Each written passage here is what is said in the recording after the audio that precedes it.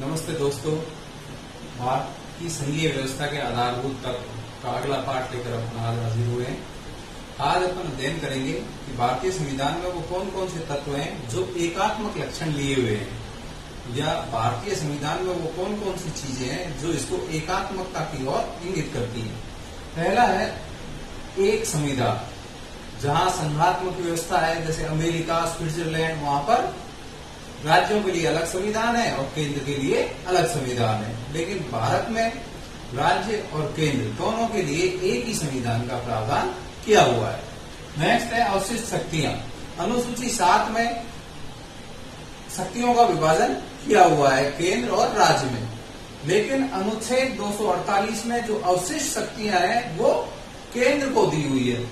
या अपन ये भी कह सकते हैं कि शक्तियों के बंटवारे में शक्तियों का जो झुकाव है, अधिक शक्तियां केंद्र की तरफ दी हुई है, अवशिष्ट शक्तियां हैं वो भी केंद्र को दी हुई है। यानी केंद्र ज्यादा पावरफुल है और राज्यों को सीमित शक्तियां ही दी हुई है, जो यह इंगित करता है कि यह एकात्मकता की ओर झुका हुआ संविधान है। नेक्स्ट है संविधान संशोधन। संविधान संशोधन में अधिकांश संशोधन केंद्र के द्वारा ही कर दिए जाते हैं, उनमें राज्य की कोई भूमिका नहीं होती। कुछ गिने चुने संविधान ही ऐसे हैं जहां पर राज्यों की केवल सहमति पर ली जाती है। कोई भी संविधान संशोधन की शुरुआत करने का अधिकार राज्यों को संविधान में नहीं दिया हुआ है। इस प्रकार से संविधान संशोधन के मामले में केंद्र को संघ को सर्वशक्तिमान बना दिया है, ज्यादा शक्तियां संघ को दी हुई है। वो इस ओर इंगित करता है कि यह भारत का संविधान एकात्मकता के लक्षण लिए हुए है। नेक्स्ट है शक्तियों का विभाजन। शक्तियों का विभाजन का जब अपन अध्ययन करेंगे तो केंद्रीय जो सूची है जिसमें संघ कानून बनाता है उसमें 97 विषय है, राज्य जिन कानून बनाता है उसमें 66 विषय है, और समवर्ती सूची जिसमें राज्य और केंद्र दोनों बनाते हैं उसमें 47 विषय है। तो राज्य और केंद्र जिस समवर्ती सूची में बनाते हैं वहां पर लिखा हुआ है कि दोनों में टकराव की स्थिति होगी तो केंद्र का कानून मान्य होगा। इस प्रकार से वो भी उस तरफ झुका हुआ है, केंद्र की तरफ। और जो महत्वपूर्ण विषय है वो भी केंद्र को दिए हुए हैं, जो गौण विषय है, कम महत्व के विषय है, वो राज्यों को दिए हुए हैं। अवशिष्ट शक्तियां हैं वो भी केंद्र को दी हुई है। तो शक्तियों के विभाजन में भी एक तरफा विभाजन किया हुआ है, ज्यादा शक्तिशाली केंद्र को बनाया हुआ है और कम शक्तिशाली राज्य को बनाया हुआ है। वो भी एक एकात्मकता के लक्षण लिए हुए है, यानी एक शक्ति को ज्यादा पावरफुल बनाया हुआ है। नेक्स्ट है आपात शक्तियां। भारतीय संविधान में या किसी भी संविधान में एकात्मकता अगर लानी है तो उसमें संविधान में संशोधन करके एक लंबी प्रक्रिया के तहत वो सब कुछ किया जा सकता है। लेकिन भारतीय संविधान में आपात उपबंध करके इसको संघात्मकता से एकात्मकता की ओर मोड़ दिया है। अनुच्छेद 352, अनुच्छेद 356 और अनुच्छेद 360 में यह उद्धृत किया हुआ है कि अनुच्छेद 352 में उद्धृत है कि युद्ध वगैरह होता है, बाह्य आक्रमण होता है या आक्रमण की आशंका होती है तो भारत का संघ पूरे देश में या किसी एक हिस्से में आपातकाल लगा सकता है। अनुच्छेद 356 में यह उद्धृत है कि किसी राज्य में राज्यपाल यह संदेश देता है कि संविधान के अनुसार यहाँ शासन नहीं चलाया जा रहा है तो उस राज्य में राष्ट्रपति शासन लगाया जा सकता है। और अनुच्छेद 360 के तहत यह उल्लेख किया हुआ है कि वित्तीय आपात का इसमें विवरण किया हुआ है कि देश में अगर वित्तीय आपात जैसी कोई स्थिति आ रही है या देश के किसी एक हिस्से में वित्तीय आपात जैसी कोई स्थिति आ रही है तो वहां आपातकाल लगाया जा सकता है। और जब आपातकाल लग जाएगा तो जो संघात्मक ढांचा है वो एकात्मक ढांचा में कन्वर्ट हो जाएगा, पूरी शक्तियां केंद्र के पास आ जाएगी। तो इस प्रकार से जो आपात उपबंध है, आपात शक्तियां हैं, वो भी भारतीय संविधान को एकात्मकता की ओर तरफ इंगित करती है। नेक्स्ट है राज्यसभा में राज्यों का असमान प्रतिनिधित्व, कि जो अन्य संघात्मक व्यवस्था वाले संविधान है वहां पर राज्यों को समान प्रतिनिधित्व दिया हुआ है। यानी एक अमेरिका में सीनेट जो सदन है उसमें राज्यों का प्रतिनिधित्व है, लेकिन प्रत्येक राज्य से 2 प्रतिनिधि वहां पर चुनकर जाते हैं। लेकिन भारत में यह व्यवस्था नहीं अपनाई गई है। भारत में राज्यों के प्रतिनिधि तो जाते हैं लेकिन जनसंख्या के आधार पर जाते हैं। जनसंख्या के आधार पर जाने से जिस राज्य की जनसंख्या ज्यादा है वहां पर ज्यादा प्रतिनिधि जाते हैं उस राज्य के, और जहां पर जनसंख्या कम है उस राज्य के नगण्य या एक प्रतिनिधि जाता है।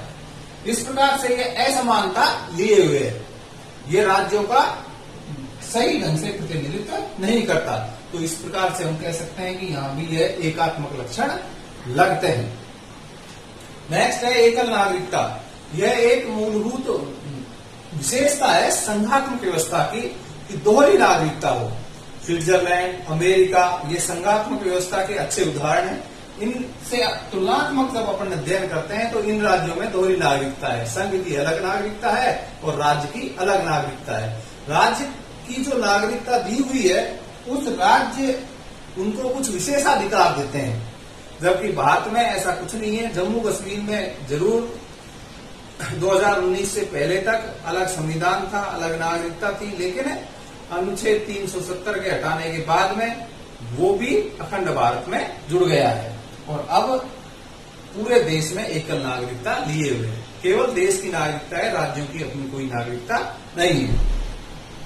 प्रारंभिक बातों में एकरूपता, इसमें अपन ने 3 पॉइंट निकाले हैं। पहला है समस्त देश के लिए एक प्रकार के कानून।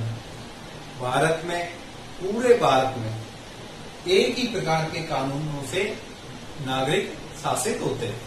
ऐसा नहीं है कि एक राज्य में अलग कानून हो, दूसरे राज्य में अलग कानून हो, तीसरे में अलग कानून हो। राज्यों के लिए अलग से कोई कानून नहीं है। जो संविधान है वो पूरा संविधान पूरे देश के लिए है और जो कानून बनाए जाते हैं वो पूरे देश के नागरिकों के लिए बनाए जाते हैं। यानी कानूनों की समानता है। ये एक एकात्मक लक्षण की ओर इंगित करते हैं। नेक्स्ट है समस्त देश के लिए एक चुनाव आयोग। भारत में जो चुनाव आयोग है, जहां जो विधानसभा और लोकसभा के चुनाव संपन्न करवाता है, वो पूरे देश के लिए एक ही चुनाव आयोग कार्य करता है। राज्यों में इसकी संस्थाएं हैं, अलग से ये राज्यों के चुनाव आयोग नहीं है। या स्टेप बाय स्टेप है। अगला जो मुख्य है वो एक चुनाव आयोग है, उसके सहायक के रूप में राज्य चुनाव आयोग कार्य करते हैं, जो स्थानीय संस्थाओं के चुनाव संपन्न करवाते हैं। नेक्स्ट है अखिल भारतीय सेवाएं। अखिल भारतीय जो सेवाएं हैं अनुच्छेद 312 में इनका उल्लेख किया हुआ है और इसका चयन संघ सरकार की तरफ से यूपीएससी करता है, लेकिन केंद्र के कानूनों को भी ये सिविल सर्वेंट्स लागू करवाते हैं और राज्यों के कानूनों को भी इम्प्लीमेंट करवाने का कार्य इन लोगों पर ही है। ऐसा नहीं है कि केंद्र सरकार के कानूनों को केंद्र सरकार इम्प्लीमेंट, अलग कोई कर्मचारी है वो इम्प्लीमेंट करे, राज्यों के कानूनों को अलग कर्मचारी है वो इम्प्लीमेंट करे।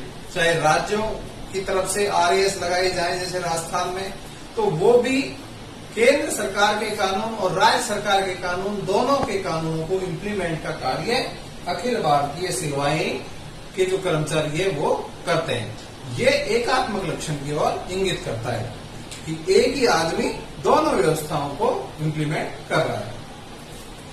नेक्स्ट है एकल संगठित न्याय व्यवस्था, की जो भारतीय न्याय प्रणाली है वो भी एकल है। एकल का मतलब एक सुप्रीम कोर्ट है, फिर राज्यों में हाई कोर्ट है, फिर जिले में अधीनस्थ न्यायालय है। इस प्रकार से एक सीढ़ी, पिरामिड की भांति एक सीढ़ी बनाई हुई है। जो एक कानून है वो ऊपर से नीचे तक वही कानून इम्प्लीमेंट होते हैं। ऐसा नहीं है कि राज्यों के लिए न्याय की अलग प्रणाली हो और केंद्र के लिए न्याय की अलग प्रणाली हो। तो ये जो ढांचा है ये भी एकात्मकता की ओर झुकाव इंगित करता है। राज्यों को पृथक होने का अधिकार नहीं। केंद्र सरकार को राज्यों की सीमाओं में संशोधन करने का पूरा अधिकार है और वो भी सामान्य बहुमत से ये संशोधन कर सकती है।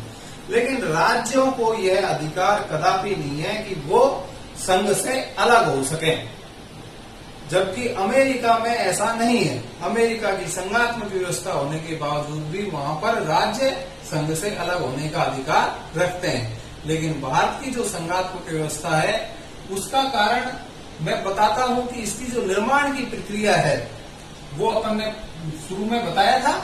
उस प्रक्रिया के कारण ऐसा है कि अमेरिका में राज्यों से संघ बना है, इसलिए राज्य अलग हो सकते हैं, जबकि यहाँ राज्यों का गठन संघ से हुआ है। संघ सर्वप्रमुख है और बाद में राज्यों का निर्माण हुआ है, इसलिए राज्य संघ से अलग होने का अधिकार नहीं रखते। ये भी कुछ विद्वान ऐसा कहते हैं कि एकात्मकता का लक्षण है। नेक्स्ट और अंतिम, लोक सेवाओं का विभाजन नहीं। लोक सेवाएं जो है अनुच्छेद 312 में दी हुई है, उनका विभाजन नहीं किया हुआ कि भाई ये लोक सेवक राज्य सरकारों के कानूनों का इम्प्लीमेंटेशन करेंगे और ये लोक सेवक केंद्र सरकार के कानूनों का इम्प्लीमेंटेशन करेंगे। लोक सेवाओं का ऐसा कोई भी विभाजन नहीं किया हुआ है। लोक सेवक जो है वो केंद्र सरकार के कानूनों का भी इम्प्लीमेंटेशन करते हैं और राज्य सरकारों के कानूनों का भी इम्प्लीमेंटेशन करते हैं। आपको यह लेसन कैसा लगा, ये लेक्चर कैसा लगा? इसको अच्छा लगा तो आप लाइक करें, सब्सक्राइब करें और औरों को बताएं और बच्चों को, और ज्यादा से ज्यादा इस पर अध्ययन करने के लिए आप कोशिश करें। Thank you.